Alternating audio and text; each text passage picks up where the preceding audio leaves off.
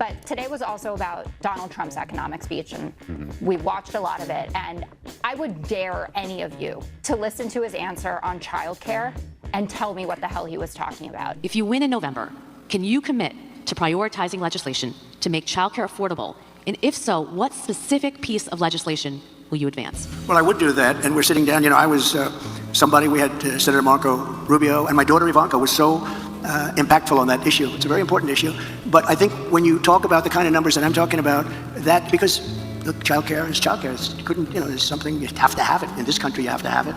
But when you talk about those numbers compared to the kind of numbers that I'm talking about by taxing foreign nations at levels that they're not used to, but they'll get used to it very quickly. And it's not going to stop them from doing business with us, but they'll have a very substantial tax when they send product into our country.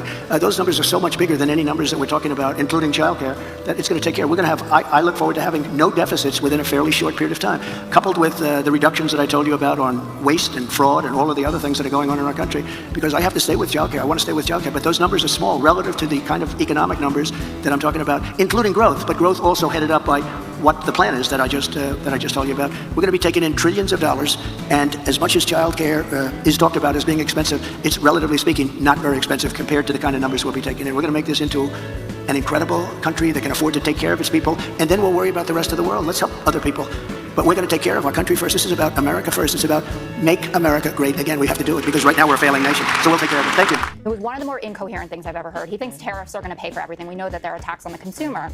But this really highlights a big problem that everyone is saying, well, Trump is so transparent and Trump's out there and that's all that matters. What matters is the content of what he's saying. And none of it is explainable. This issue, which is a big priority for people, obviously a central plank of what's going on in the Harris campaign, he doesn't have an answer besides tariffs. And J.D. Vance yesterday was talking about just have grandma and grandpa do more, that's some sort of solution for people. He's going to have energy prices, drill baby drill, even though we're producing more oil than we ever have before, leading the world, more tax cuts for the rich.